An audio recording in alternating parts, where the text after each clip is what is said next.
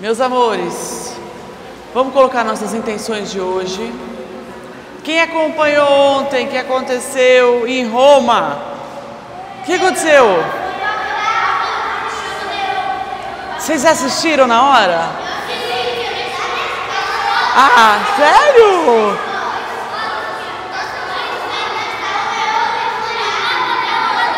Como ele chama? Quem falou? Leão 14. Exatamente. Tiveram 13 leões antes dele. Então a gente vai rezar muito para ele. De onde ele é, gente? Que país? O Papa de que país? Aonde ele nasceu? Ele tem duas nacionalidades. Ele nasceu nos Estados Unidos. Olha só, ele é bem misturado. Vamos ver, ó. Ele nasceu nos Estados Unidos. Ele morou no Peru.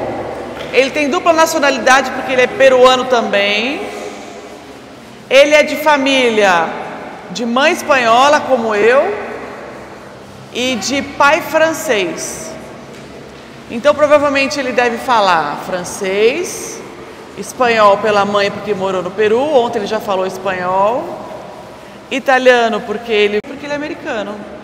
Olha só, que bom. E português? Ah, o Papa acaba aprendendo a falar tudo, você acredita? Daqui a pouco ele está falando. Se Deus quiser, a gente vai ter a bênção de ter ele aqui no Brasil. Ele vai conseguir falar português. Então, a primeira coisa, agradecer que foi rápida a eleição do Papa, né? Que a gente já teve aí em 3 eleições, a gente já teve o Papa.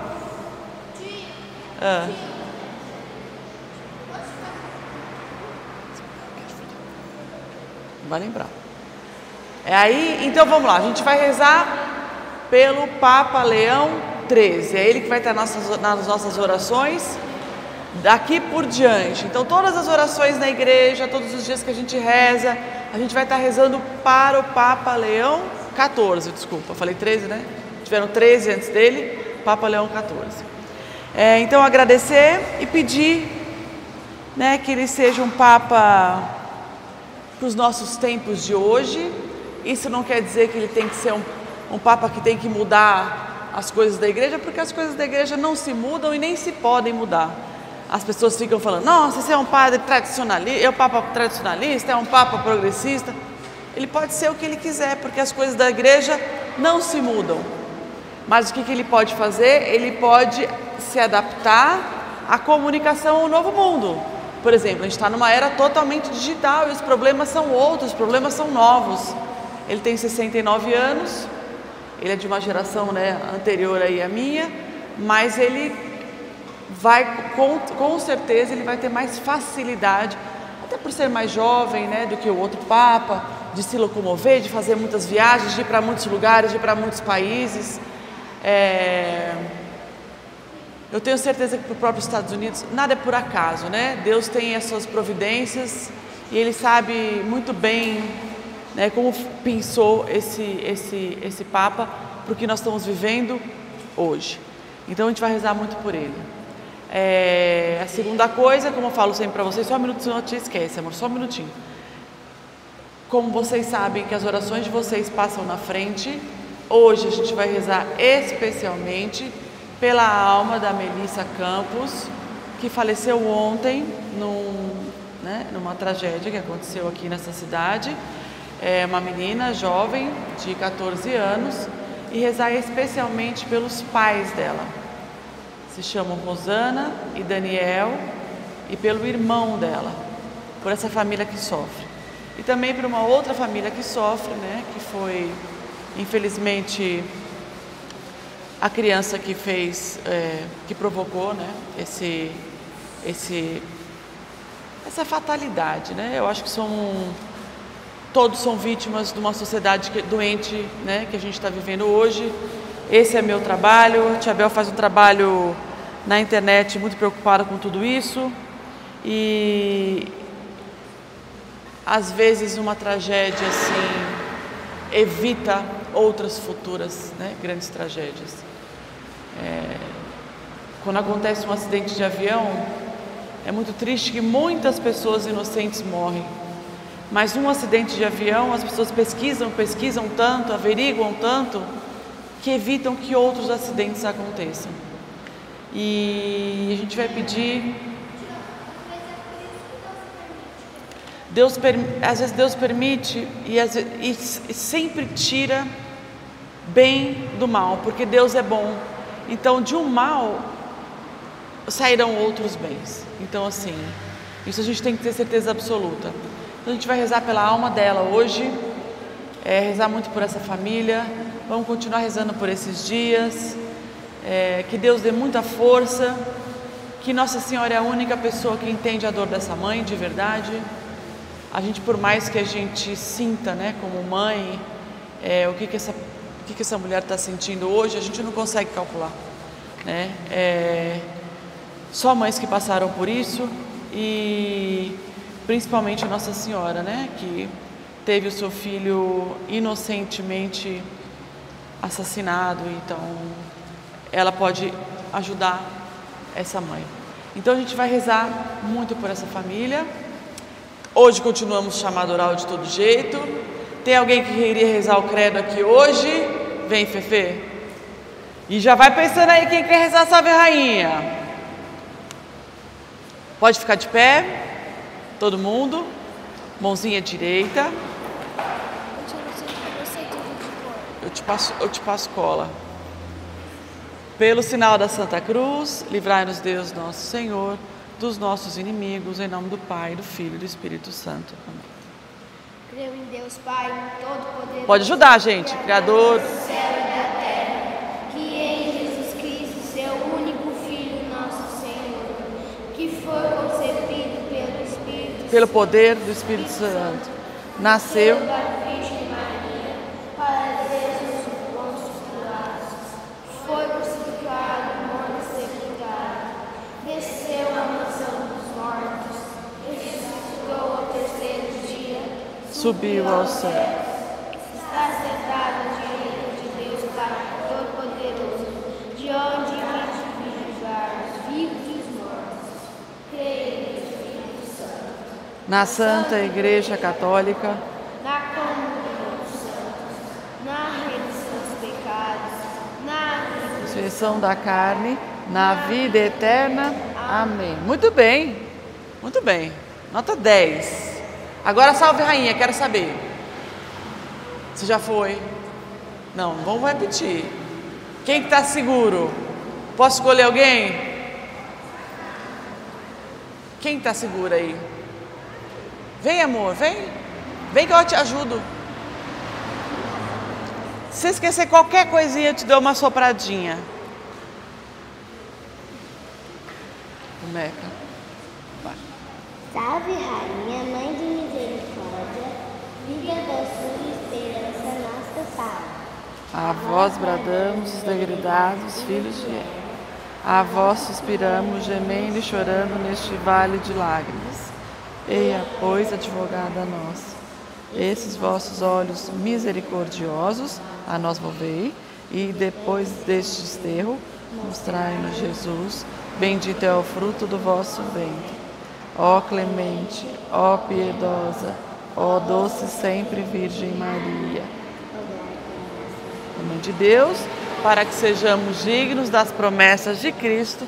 Amém. Nossa! Parabéns, mais uma. Eu senti que vocês estão mais fortes no credo, né? Que na Salve Rainha. Salve Rainha, todo mundo falou muito baixinho. Caprichar, hein, gente? É para decorar. É a tarefa que vocês têm de uma semana para outra. Vocês têm que decorar. Inclusive os 10 mandamentos. Que a gente vai rever agora.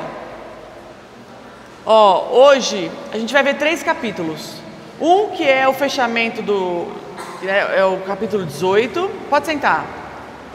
Depois a gente vai ver, a partir os outros 2, a gente já vai começar a destrinchar cada um dos 10 mandamentos. O que é o amar a Deus, né, sobre todas as coisas. A gente vai de um por um, cada capítulo vai abrindo as questões de cada mandamento. O que são os 10 mandamentos, gente? São os nossos...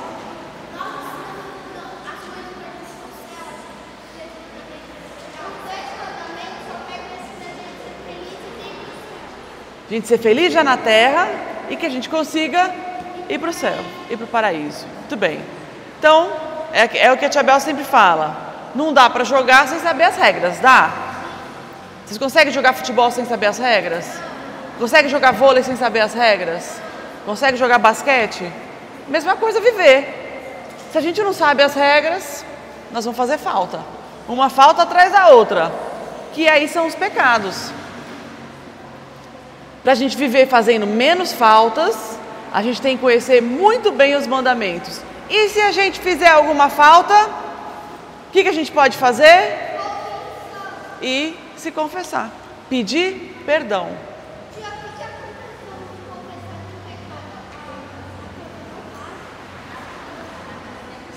O que acontece se você não se confessar de algum pecado? Que você tenha esquecido ou que você tenha omitido? É bem diferente. Se você vai para a confissão e você não se lembrou deste pecado, não pode ser um pecado grave, tá? Aí você falou, nossa, esqueci. Essa confissão não valeu? Não, essa confissão valeu, porque você realmente esqueceu. Agora, se você omitiu por vergonha, etc., não teve coragem de falar, essa confissão não valeu. Tem que ir lá de novo. Certo? Bom, já que a gente está indo confessar, né, gente, que a gente faça a faxina completa, que a gente faça e fale todos os nossos pecados, que essa é a ideia da confissão. Ó, só lembrando aqui os 10 mandamentos para a gente repassar. Eu vou falar e vocês vão repetir, combinado? E assim a gente vai decorando, pode ser? Então vamos lá. Primeiro, não, os mandamentos, não os sacramentos. Obrigada. Amar a Deus sobre todas as coisas, repete. Não, ordem de importância. Segundo, não tomar seu santo nome em vão. Terceiro, guardar domingos e festas. Quarto, honrar pai e mãe. 5, não matar. Sexto, não pecar contra a castidade. Sétimo, não furtar. Oitavo, não levantar falso testemunho. Nono, não desejar a mulher do próximo. E o 10º, não cobiçar as coisas alheias. É o mesmo, está lá em cima.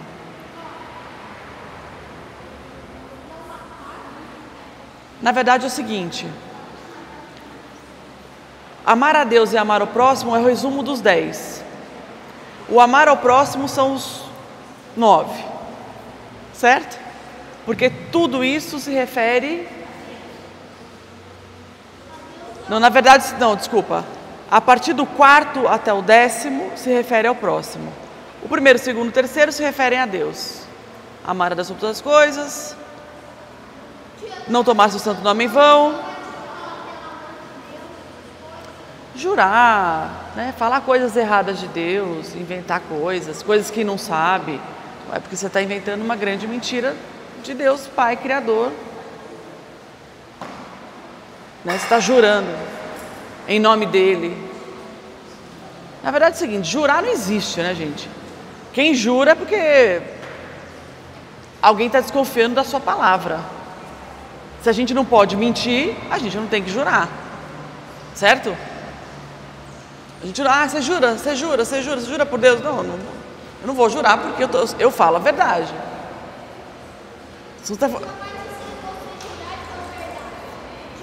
Não jure, nunca, nem por nada, nem por ninguém, muito menos por Deus. Porque se a pessoa pede para você jurar, ela está desconfiando que você está mentindo. Eu não minto. É assim a resposta. Em vez de jurar, você tem que responder: eu não minto. Certo?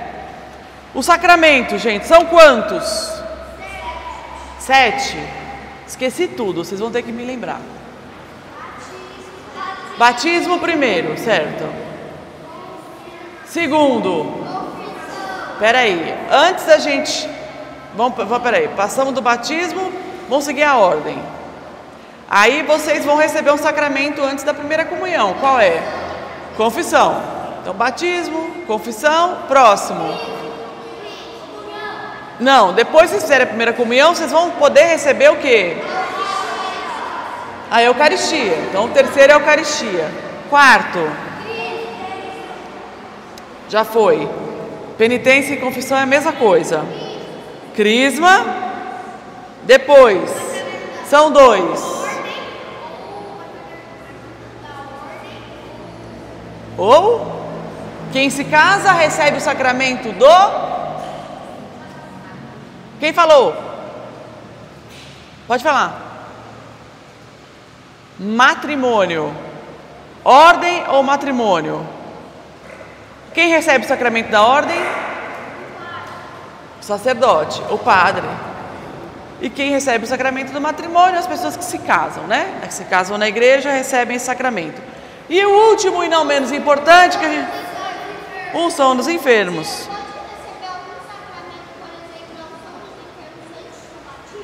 Não, ótima pergunta. Se a gente não receber o batismo, nenhum dos outros sacramentos será válido. Porque o sacramento que nos abre as portas para todos os outros é o sacramento do batismo. Por exemplo, se uma pessoa não foi batizada... Atenção, gente, isso é super importante. Se uma pessoa não foi batizada na igreja católica, sei lá, foi batizada em alguma outra igreja aí, pentecostal, alguma igreja evangélica, e ela depois, né, o que a gente pede? Vocês tiveram que trazer, as mamães mandaram todos os documentos de vocês, justamente por isso, porque a gente tem que comprovar que vocês foram batizados para que os próximos sacramentos sejam válidos. Conto uma história para vocês. Um sacerdote que ele recebeu o batismo, mudou de cidade, parará, taraná, recebeu o batismo numa igreja que não era católica, recebeu todos os outros sacramentos, inclusive o da ordem. Depois de ter recebido o sacramento da ordem, ele percebeu que o batismo dele não tinha sido feito na igreja católica. Ele teve que refazer todos os sacramentos novamente, porque nenhum deles tinha sido válidos. Outra coisa, a gente só precisa... Não, a catequese não precisou, porque ele já sabia de tudo, mas ele teve que receber os sacramentos todos de novo, porque aquele batismo não tinha sido válido.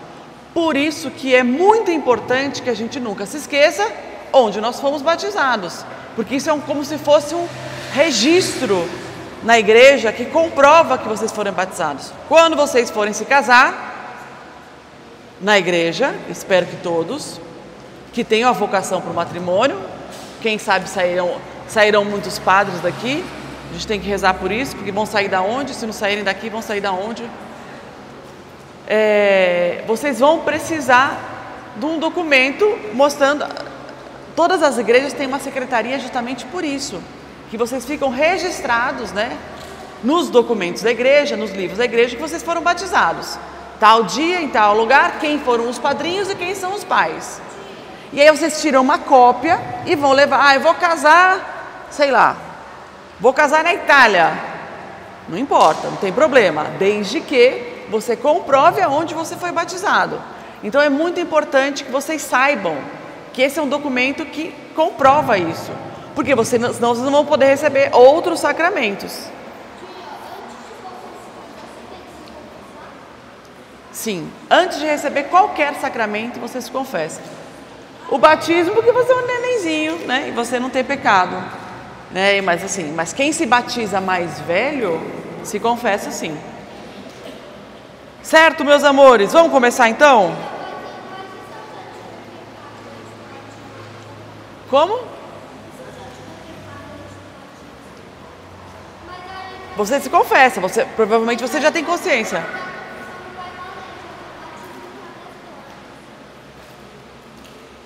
Não, você recebe.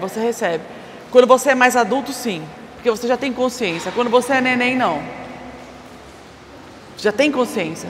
E aí você recebe todos os outros sacramentos. Vamos lá?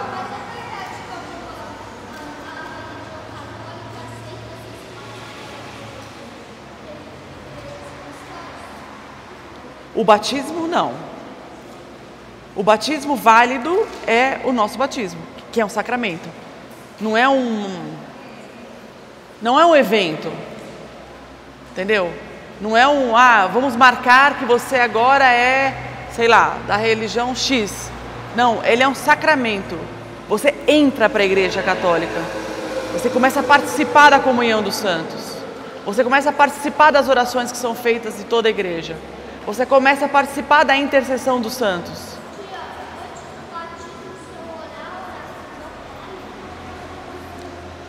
Batismo, nenhum sacramento online, amor. O que tem?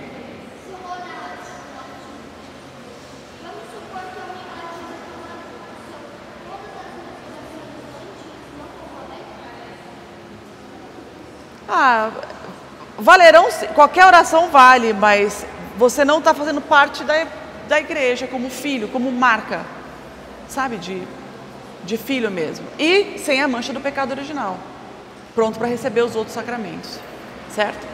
Vamos lá, página 108. Vou ler, esse é o último capítulo dessa parte, por isso acaba justamente com o nascimento de Jesus.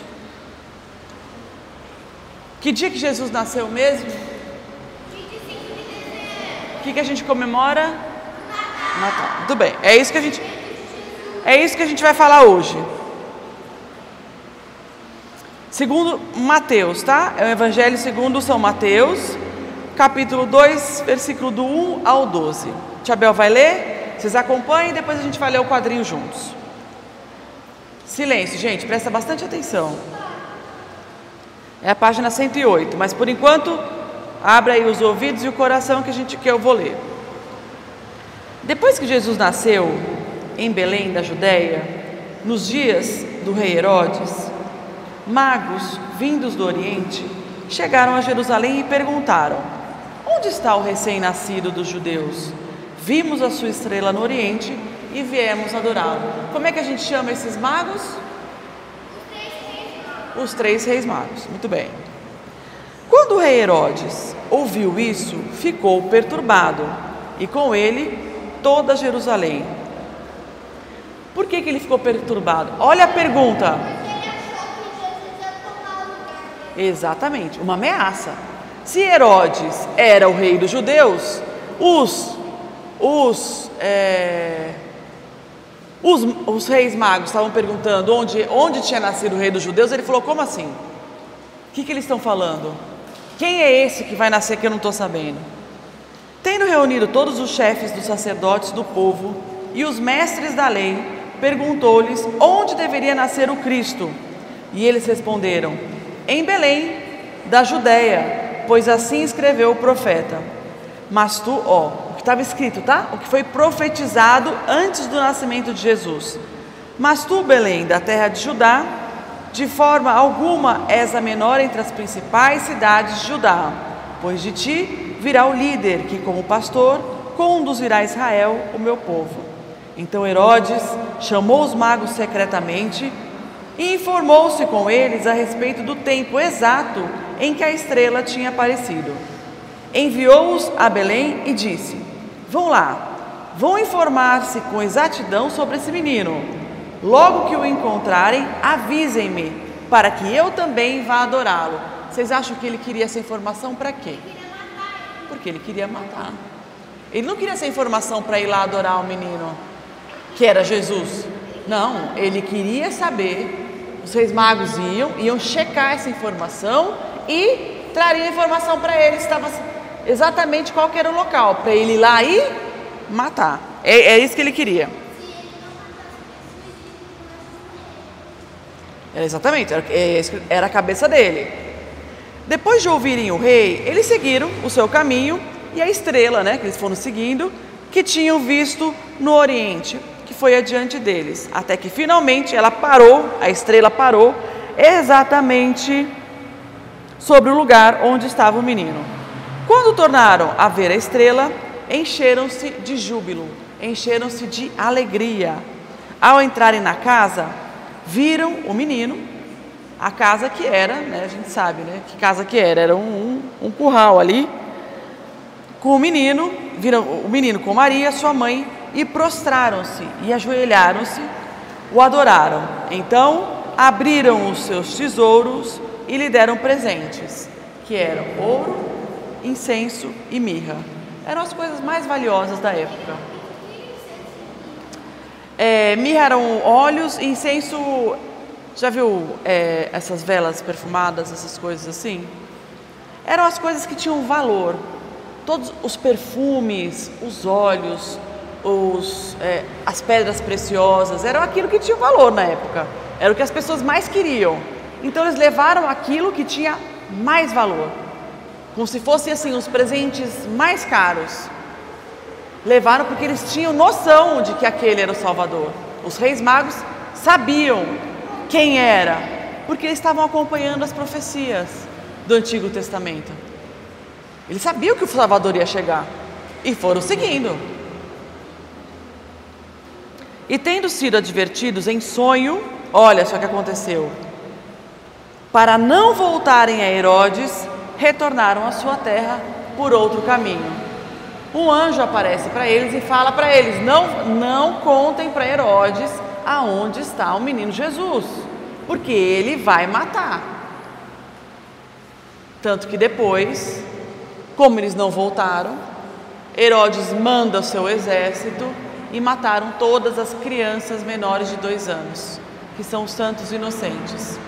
Foram os primeiros mártires. Mártires por quê? Porque morreram no lugar de Deus, morreram no lugar de Jesus, deram a sua vida.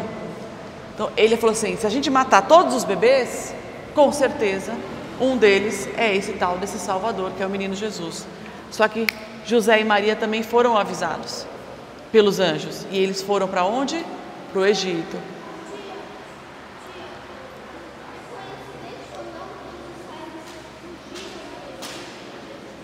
Então, eu sempre penso nisso, que os judeus saíram do Egito e Jesus volta para o Egito para se esconder. Eu sempre penso nisso. E Jesus teve uma fuga para lá e uma fuga para voltar também. Ele teve que sair do Egito depois, porque ele volta para Nazaré, né? Ele volta. Então vamos ler com a tia, página 108, bem rapidão, gente, que a gente tem bastante coisa para ver hoje. Eu quero que vocês vão ver no quadrinho justamente para a gente fixar bastante essa história dos reis magos. Vamos fazer grupo 1, grupo 2, grupo 3, grupo 4, tá? Vocês vão fazer número ímpar, eles vão fazer números pares. Então vamos lá. Número 1. Tendo nascido Jesus na cidade de Belém, mais alto. No tempo do rei Herodes, alguns magos do Oriente chegaram a Jerusalém. 2, bem alto. Recém-nascido, rei dos judeus. Nós vimos a sua estrela no Oriente e viemos para prestar-lhe homenagem. 3, ao saber Herodes ficou alarmado, assim como toda a cidade. 4, Herodes reuniu todos os chefes, os sacerdotes e os doutores da lei e lhe perguntou onde o Messias deveria nascer. 5, eles responderam: em Belém da Judéia, porque assim está escrito por meio do profeta. 6, então Herodes chamou secretamente os magos e investigou junto a eles sobre o tempo exato em que a estrela havia aparecido. 7, depois mandou-os a Belém, dizendo: vão e procurem obter informações exatas sobre o menino e me avisem quando o encontrar. 8, depois que ouviram o rei, eles partiram e a estrela do Oriente ia adiante deles até que parou sobre o lugar onde estava o menino.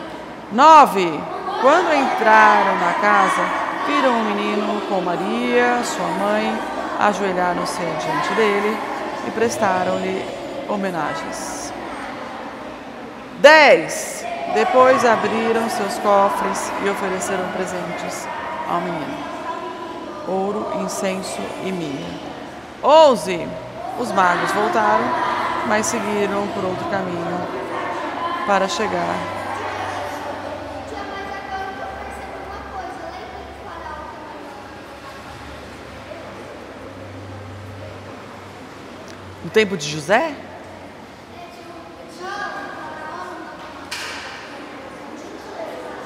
Não, essa história foi o Herodes. De que faraó que você está falando? Do Egito. Sim, é a história do Egito. Parecido, né? Fala, amor. Silêncio aqui, gente, ó.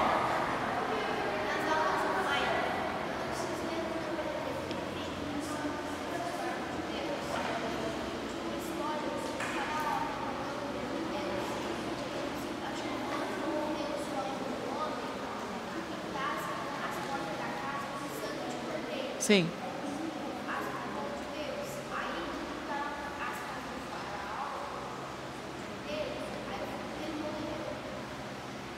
Pintaram as portas para dizer que eles eram judeus.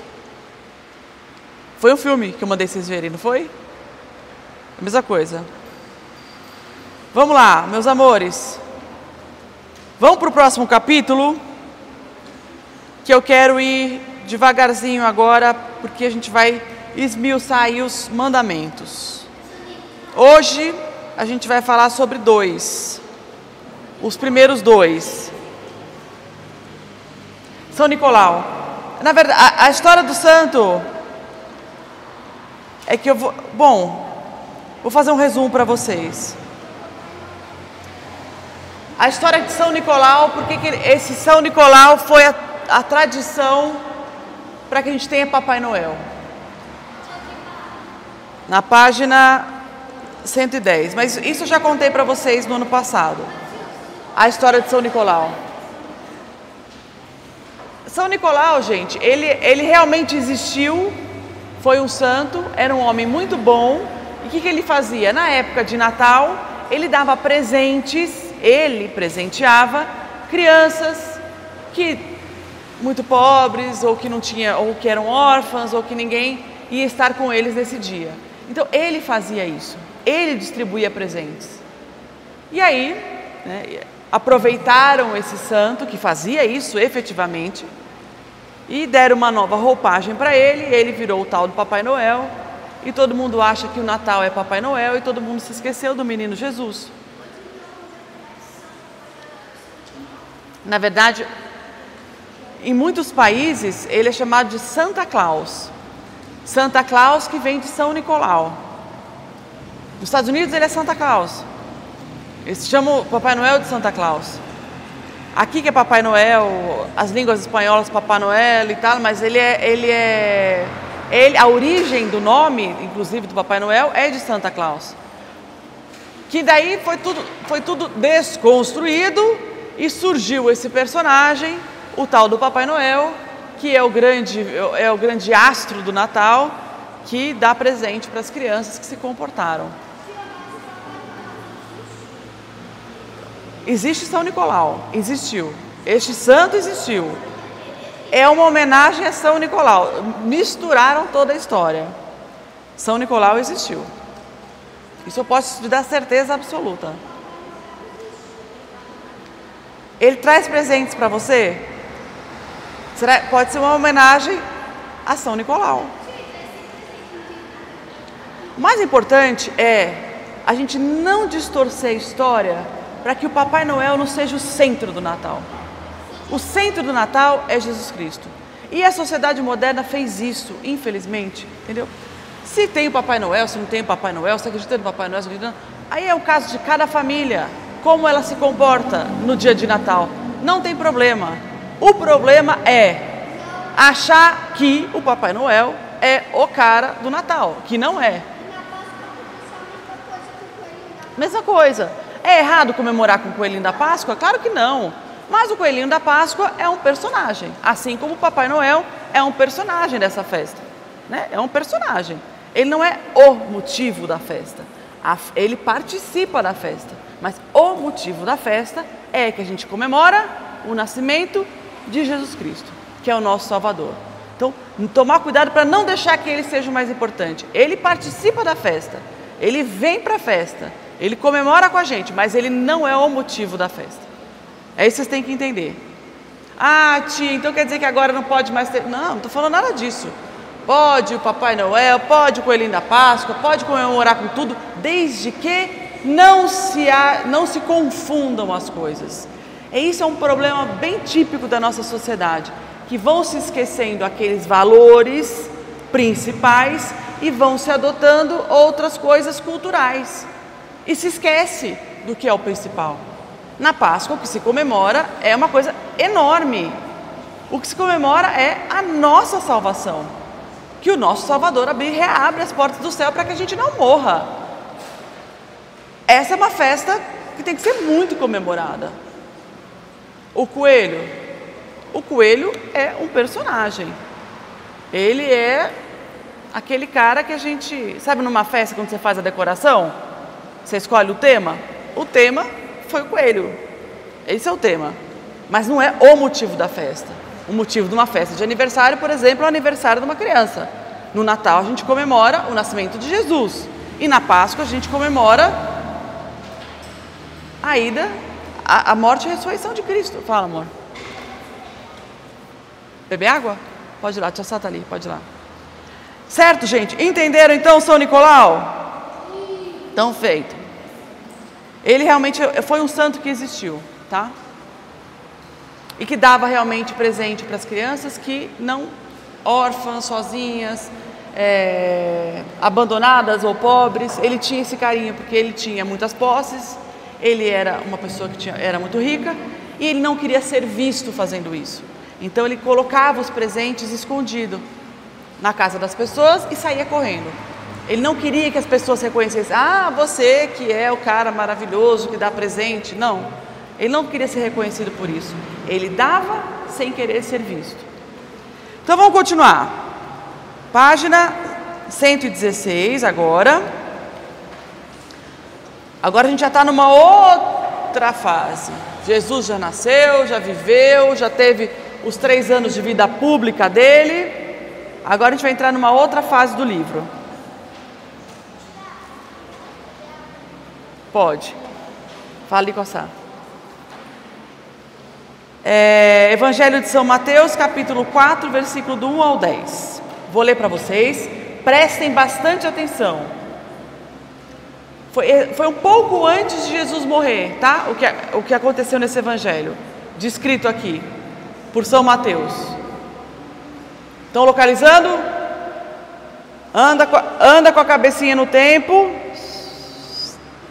Jesus já grande, já completou a vida pública dele, já estava com 33 anos, quase antes dele morrer. Isso aqui aconteceu.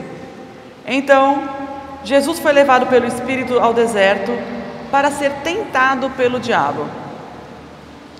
Depois de Jesus jejuar, ou seja, passou fome, 40 dias e 40 noites, jejuou, né? Ficou sem comer. Ele teve fome. Lembrar que Jesus era perfeitamente Deus e Jesus era perfeitamente homem.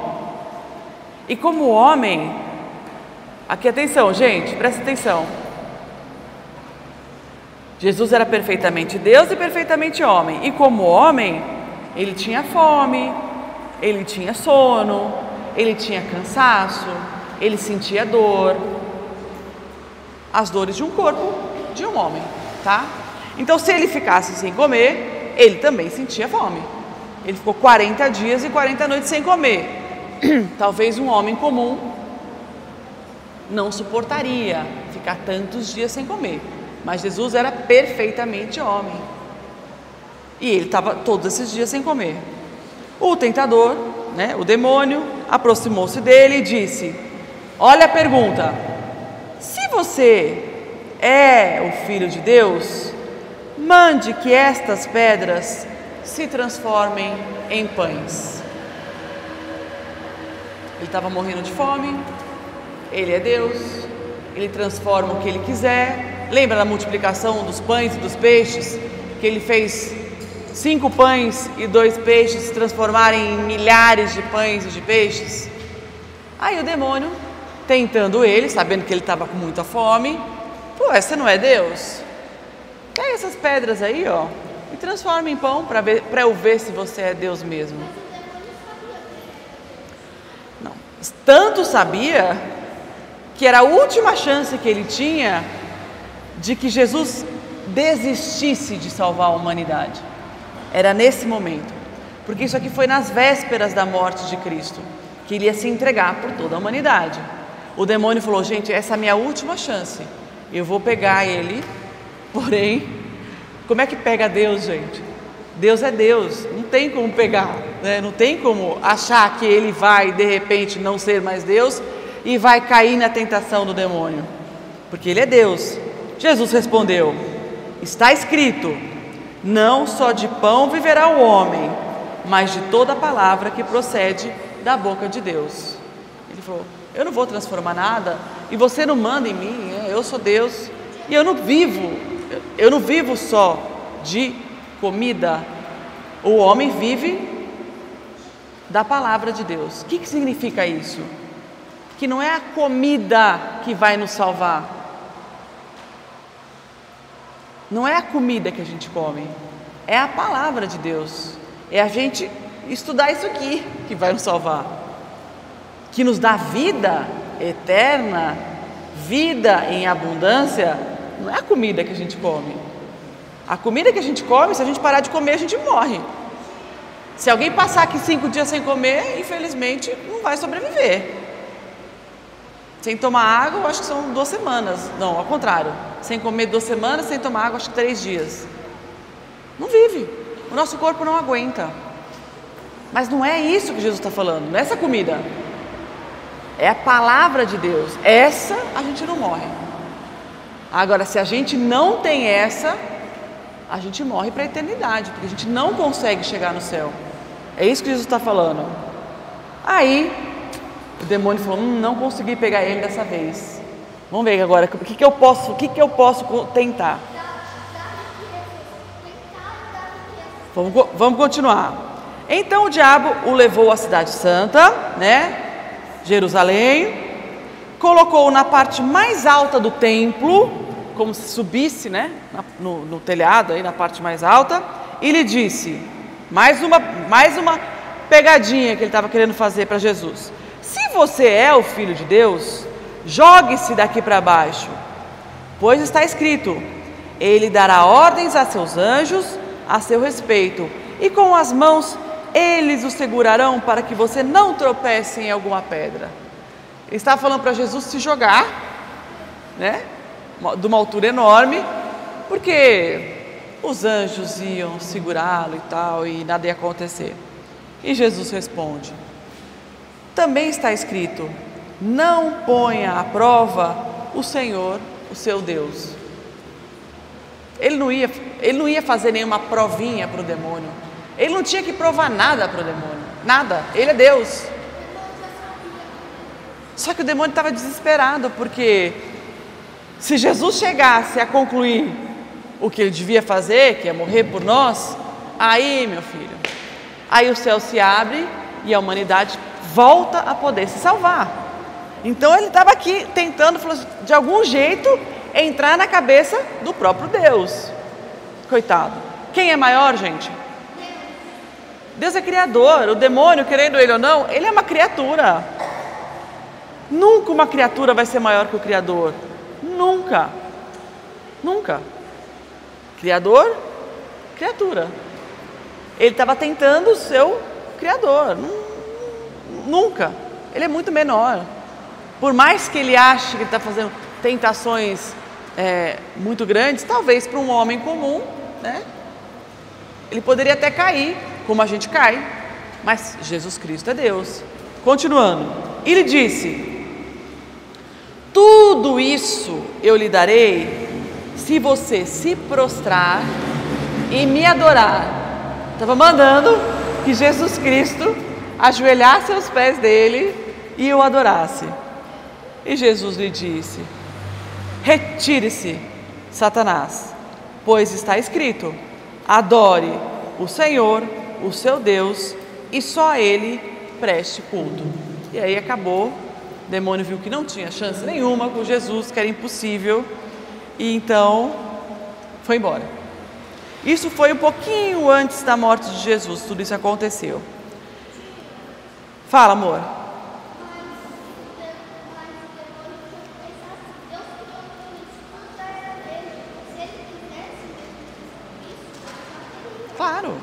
Claro. Mas por que Jesus permitiu que ele fizesse isso? Justamente para poder nos contar, para que isso estivesse escrito, que o demônio é tão abusado que até o próprio Deus ele quis tentar. Então, porque a gente tem que realmente estar esperto o tempo inteiro, que se com o próprio Deus ele quis tentar alguma coisa, imagine com a gente. Deus é perfeito, nós não somos. Então a gente tem que estar atento olha o tanto que ele é abusado, que até Deus ele quis tentar. Então, meus amores, na página 117 lá embaixo, se ele sabia? Tudo. Sabe, mas ele é limitado também, né? Ele não tem a inteligência de Deus, ele quis tentar a última chance dele. Estou falando, é abusado. Página 117, lá no final.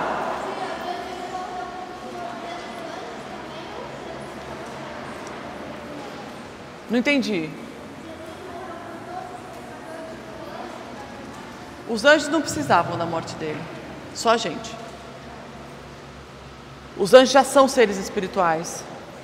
Eles já têm o destino deles, desde a criação do mundo.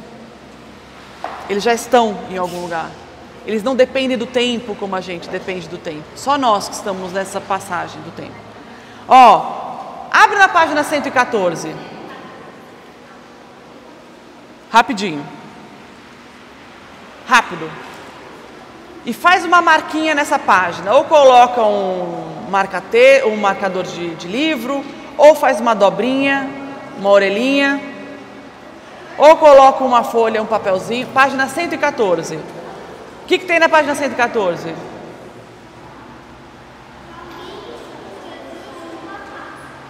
Não é os 10 mandamentos? Isso. Os 10 mandamentos não estão escritos aí? Não estão? Não estão aí? Então faz uma marquinha nessa página. Porque de agora em diante a gente vai ver cada um deles e a gente vai abrindo cada um deles para que vocês entendam de verdade o que são as nossas regras. Eu quero que você... Pode marcar, pode fazer uma dobrinha na página ou colocar depois vocês colocam um marcador de livro, que toda aula a gente vai precisar voltar, tá? Os 10 mandamentos da página 117 agora, lá embaixo. Os 10 mandamentos da lei de Deus nos ajudam a praticar o bem e a vencer as tentações de fazer o que não é bom. As tentações, se até Jesus Cristo foi tentado, imagine nós. Vamos ver os 3 primeiros mandamentos. Lê pra tia na página 117, todo mundo junto. Página 117, Raul. 117. Abriu? Quadrinho verde ali embaixo, vocês estão vendo? Então vamos ler com a tia. Primeiro. Segundo. Terceiro.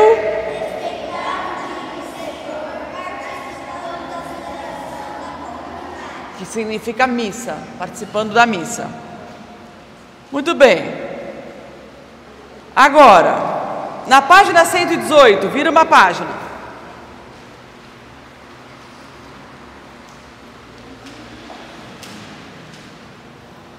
Atitudes boas e atitudes não boas. É para vocês circularem, só que a gente vai ler junto. Eu vou ler para vocês, vocês vão falar para mim se são boas ou se não são boas. Se são boas ou não boas, certo? Então eu vou ler. falo de Deus para as pessoas, é uma atitude boa? É ou não é? Sim. Vocês não são discípulos? Todos aqui não são discípulos? Não é o que a tia Bel fala para vocês? Todo mundo circula, boas. Vivo muitas horas na frente da TV e não rezo. Boa? Não boa. Não circula. Faço bem? Faz o sinal para mim, não estou sabendo. Vocês estão achando que é boa ou não? Faço bem? É uma atitude boa?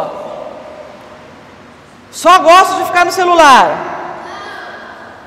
Ama a Deus.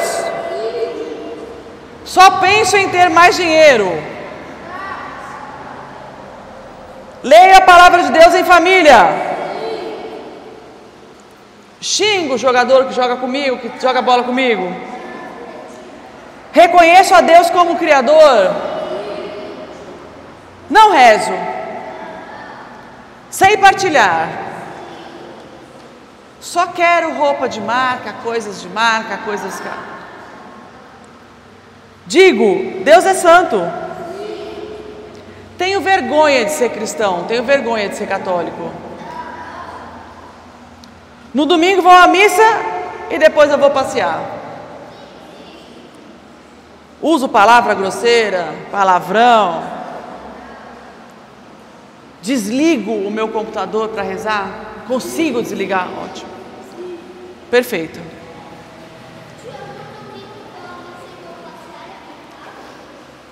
No domingo o quê? Não, aqui está dando um exemplo de uma atitude boa. É um exemplo de uma boa atitude. Vou à missa e depois eu vou passear, vou ficar com a minha família e tal. Próximo.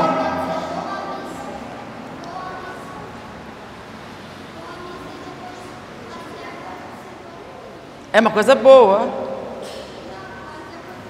Não, é a questão de prioridade aí.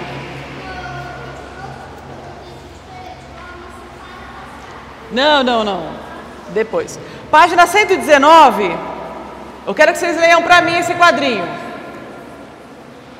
Vamos lá. Seremos capazes de superar a tentação se eu consigo. Vamos lá. Página 119. Das fofocas para a... Mais alto. Das fofocas para a amizade. Da mentira para a... Do comer demais para a... Da preguiça de rezar para... Conversar mais com Deus. Da falta de estudo para... A responsabilidade de boas tarefas. De ficar na frente da TV, do computador, do celular para... É isso. Mudar de atitude. Conseguir mudar de atitude.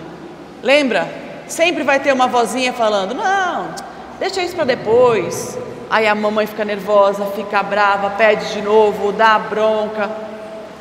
Mudar de atitude. Vencer as tentações. Assim como Jesus nos mostrou. Por último, rapidão, o último capítulo. Vou ler para vocês o Evangelho. Rapidão, gente. 6 dias depois, tomou Jesus consigo Pedro, Tiago e João, seu irmão. Página 124. Super importante essa passagem da transfiguração de Jesus. Quando Jesus mostra para os seus 3 apóstolos, Pedro, Tiago e João, como era o seu corpo glorioso. Como ficaria o seu corpo depois de ressuscitado? Ele mostrou, antes de morrer, como é que ia ficar seu corpo. Então vamos lá. Silêncio, meninas aqui, estou escutando? 6 dias depois, tomou Jesus consigo a Pedro, a Tiago e a João, seu irmão, e os conduziu, em particular, a um alto monte, e transfigurou-se diante deles. E o seu rosto resplandeceu como o sol, e suas vestes se tornaram brancas como a luz.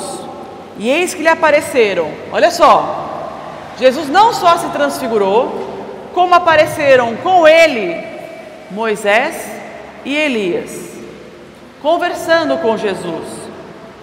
Vocês imaginem o susto que os apóstolos tomaram quando eles veem essa cena.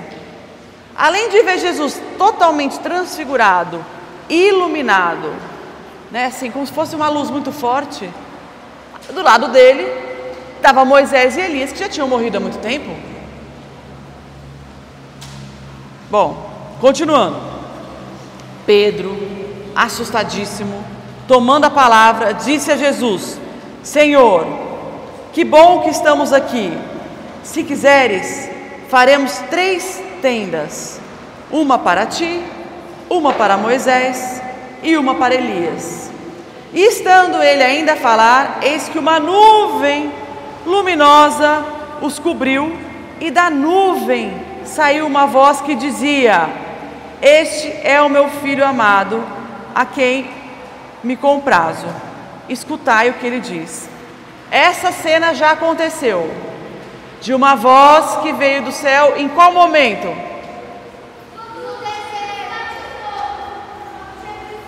Muito bem, uma nota 1000 para você. Exatamente isso que aconteceu.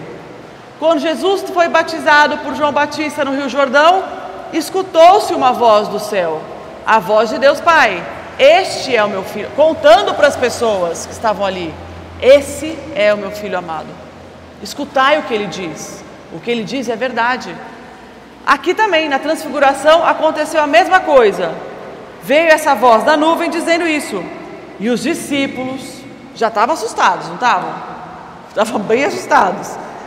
Na hora que ouviram isso, eles caíram de cara no chão e tiveram muito medo. Ficaram muito assustados. Aproximando-se Jesus viu que eles não aguentaram, né?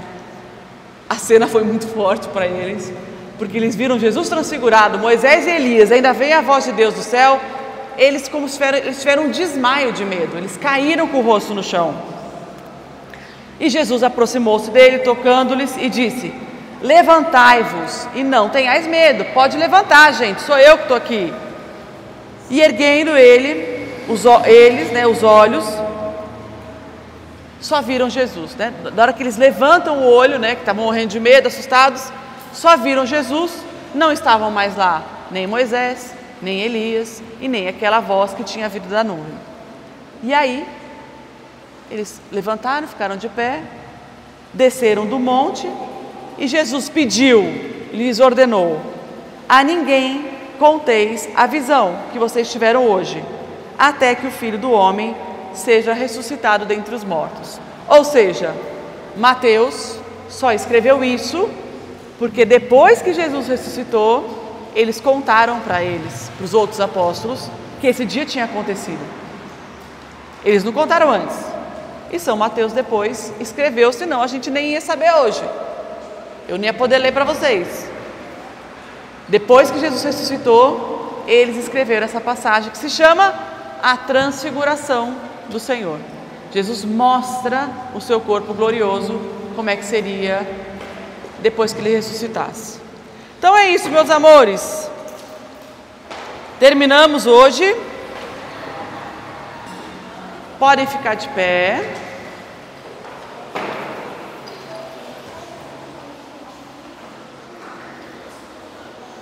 Vamos rezar. Vamos colocar as intenções todas que a gente colocou no começo. Agradecer a escolha do nosso Papa, Leão XIV. E vamos pedir pela alma da Melissa, pela família da Melissa.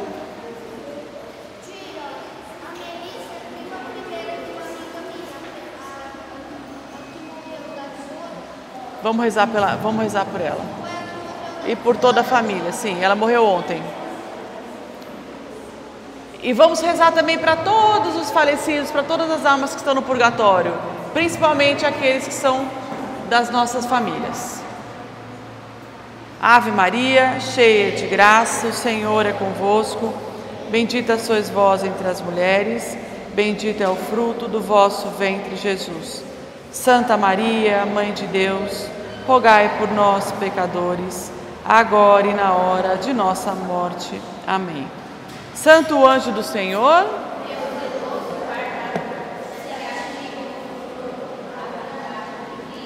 sempre me rege, me guarde, me governe, me ilumine. Amém.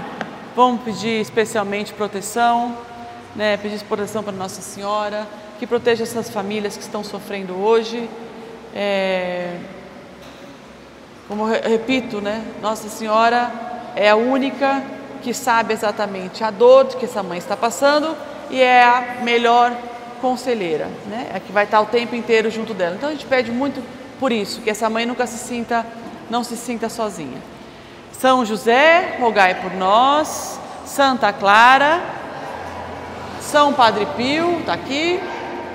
Nossa Senhora das Graças, rogai por nós. Em nome do Pai, do Filho, do Espírito Santo, devagar, em silêncio, vocês vão saindo, vão se despedindo de Jesus, sem barulho nenhum, em silêncio.